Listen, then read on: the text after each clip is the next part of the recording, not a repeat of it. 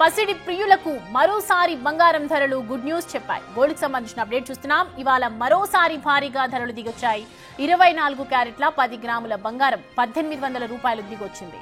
22 క్యారెట్ల 10 గ్రాముల బంగారం 1650 రూపాయలు తగ్గింది. ఇవాళ హైదరాబాద్ లో 24 క్యారెట్ల తులం బంగారం 96,880 రూపాయలు పలుకుతోంది. 22 క్యారెట్ల తులం బంగారం ధర 88,800 రూపాయలుగా ఉంది. ఈ ఏడాది బంగారం ధరలు భారీగా పెరిగిపోయాయి. గతేడాది నవంబర్లో 24 క్యారెట్ల తులం బంగారం 75,000 ఉండేది. 22 క్యారెట్ల తులం బంగారం 70,000 లోపు ఉండేది. కానీ ఈ నెల 6 నెలల్లో ప్యూర్ గోల్డ్ తులం 25,000 పెరిగింది. ఏప్రిల్ 22న 1,00,000 రూపాయలు దాటింది. ఆ తర్వాత మళ్లీ తగ్గుతూ పెరుగుతూ 1,00,000కు చేరువలోనే ఉంటుంది.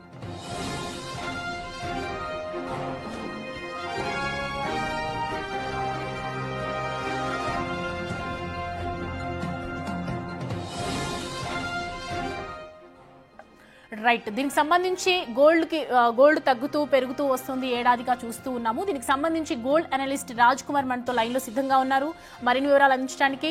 రాజ్ కుమార్ గారు నమస్తే అండి. రాజ్ కుమార్ గారు వినిపిస్తోందా?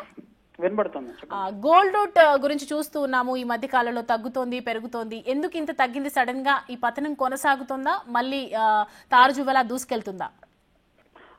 మీరన్నట్టుగా అంటే బంగారం జనరల్ గా రెండు ఇంటర్నేషనల్ కారణాల మీద ఆధారపడి ఉంటుందండి. ఒకటి మనకున్నటువంటి రూపీ వాల్యూతో పోల్చినప్పుడు మన డాలర్ వర్సెస్ రూపీ వాల్యూకి సంబంధించినటువంటి ఒకటి అంతర్జాతీయంగా గనక ఉద్రిక్తతలు ఏమైనా ఉంటే స్టాక్ మార్కెట్ కు బదులుగా బంగారంలో ఇన్వెస్ట్ చేయడం అనేది పరిపాటుగా సాగుతోంది.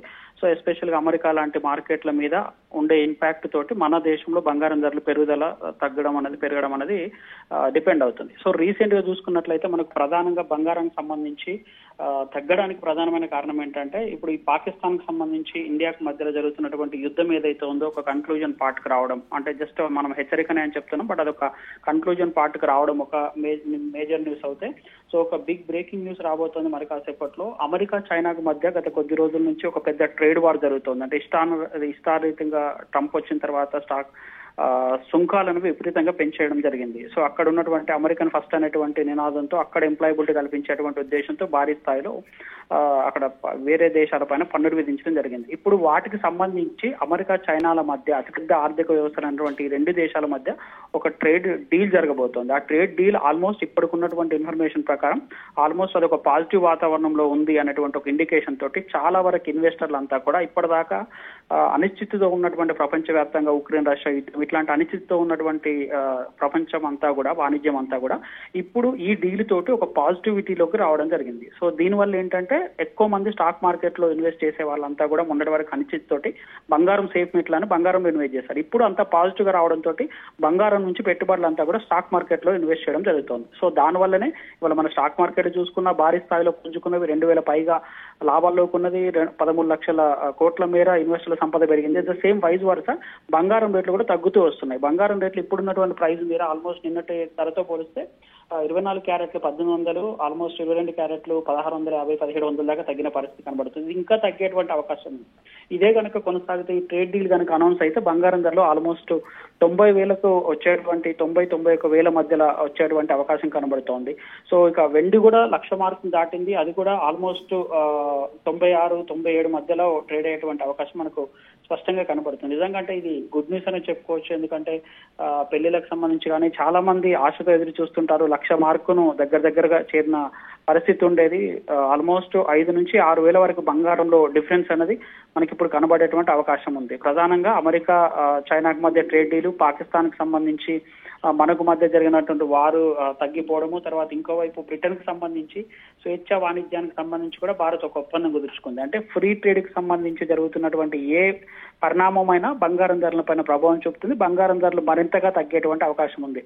మొన్నటిదాకా ప్రపంచం అంతా కూడా యుద్ధ వాతావరణం నెలకొన్నటువంటి పరిస్థితి నుంచి ఇప్పుడు ట్రేడ్ డీళ్లు, స్వేచ్ఛ వాణిజ్యాలు జరిగేటువంటి పరిస్థితి వచ్చిందంటే ఖచ్చితంగా బంగారం మీద ఇంపాక్ట్ ఉంటుంది. బంగారం ధరలు మరింతగా తగ్గేటువంటి అవకాశం ఉంది.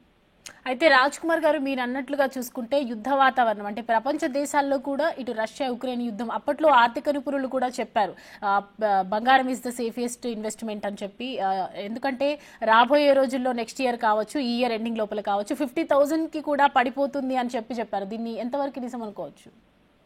ఇప్పుడు ఉన్న ఫలంగా అంటే అంత తగ్గుతుందని అయితే ఖచ్చితంగా చెప్పలేము. ఎందుకంటే మీరన్నట్టుగా బంగారం అనేది ఎప్పుడైనా సేఫెస్ట్ మెటలే. మన ఇండియన్స్ చూసుకున్నా సరే మీరు అబ్జర్వ్ చేస్తే చాలా మంది దగ్గర అంటే డబ్బులు చాలా మంది దగ్గర నగదు రూపంలో ఉండేవో పక్కన పెడితే ప్రతి ఇంట్లో మాత్రం ఒక ఆడపిల్లల దగ్గర కానీ లేకుంటే మగవారి దగ్గర ఎవరి దగ్గర అయినా సరే కనీసం ఒక తులం బంగారమైనా ఖచ్చితంగా ఉండి తీరుతుంది. అంటే అది మనం తెలియకుండానే మనం ఇంతకుముందు చాలా వరకు అంటే ఆర్థిక సంక్షోభాలు వచ్చినప్పుడు ప్రపంచవ్యాప్తంగా ఇండియాను కాపాడింది పూర్తి స్థాయిలో బంగారం అని చెప్తుంటారు మనమోహన్ ప్రధానమంత్రి ఉన్న టైంలో.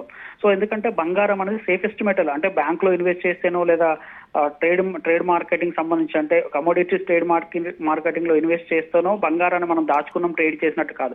ప్రతి హౌస్ హోల్డ్ లో కూడా ఖచ్చితంగా ఎంతో కొంత బంగారం ఉంటుంది. అది మనకి సేఫెస్ట్ మెటల్. మనకి ఎప్పుడైనా ఫైనాన్షియల్ ఇష్యూ వచ్చినప్పుడు మనకు అది ఇమ్మీడియట్ గా ఎన్కాష్ చేసుకోవచ్చు అనమాట. సో కాబట్టి సేఫెస్ట్ మెటల్ గా బంగారాన్ని మనం ఇండియానే కాదు ప్రపంచవ్యాప్తంగా ఉన్న దేశాలన్నీ కూడా దీన్ని భావిస్తుంటాయి. కాబట్టి ప్రతి ఒక్కరు ఏదైనా అనిశ్చితి వచ్చినప్పుడు బంగారం కొనిపెట్టుకుంటే దాన్ని ఇమీడియట్ గా ఎన్కాష్ చేసుకోవచ్చు. అదే స్టాక్ మార్కెట్ లో ఇన్వెస్ట్ చేయాలంటే దానికి టైం పడుతుంది, స్టాక్ మార్కెట్ పడిపోతాయి, షేర్ వాల్యూ తగ్గిపోతుంది. బట్ బంగారం విలువ మాత్రం ఆటోమేటిక్ గా పెరుగుతూనే ఉంటుంది, లేదా మనం కొన్న విలువకైనా ఖచ్చితంగా సమానంగా వచ్చేటువంటి అవకాశం ఉంటుంది. కాబట్టి that is the safest metal. కాబట్టి అది ఖచ్చితంగా ఫ్లరిషింగ్ లోనే ఉంటుంది. బట్ ఇప్పుడున్నటువంటి పరిస్థితుల్లో యుద్ధ వాతావరణంలో మీరు అన్నట్టుగా యుద్ధ వాతావరణము ఇటు ఉక్రెయిన్ రష్యా కావచ్చు లేకుంటే ఇండియా పాకిస్తాన్ కావచ్చు వాటెవర్ అంటే అమెరికాకు సంబంధించినటువంటి ట్రంప్ వచ్చిన తర్వాత జరిగిన సుంకాల పరిణామాలు కావచ్చు ఇవన్నీ ఆర్థికంగా ప్రపంచవ్యాప్తంగా ఒక అనిశ్చితి నెలకొని అరే ఎటువైపు వెళ్తుంది, స్టాక్ మార్కెట్లు ఇన్వెస్ట్ చేయాలా, బంగారంలో పెట్టుబడి పెట్టాలనేటువంటి ఒక అనిశ్చితి నెలకొంది. దాంతో చాలా మంది బంగారమే సేఫెస్ట్ మెటల్ గా భావించడం వల్ల ఆల్మోస్ట్ 1,00,000 మార్కు రీచ్ అనే పరిస్థితి కనబడింది. బట్ ఇప్పుడు పరిస్థితులన్నీ మెల్లమెల్లగా సానుకూలంగా మారుతున్నాయి, సర్దుమణుగుతున్నాయి. కాబట్టి బంగారం అనేది తగ్గే అవకాశం ఉంది. బట్ మీరన్నట్టుగా 50,000 మార్కును అయితే చేరే అవకాశం అయితే లేదు. రైట్ రాజ్ కుమార్ గారు, thank you for joining with us అండి.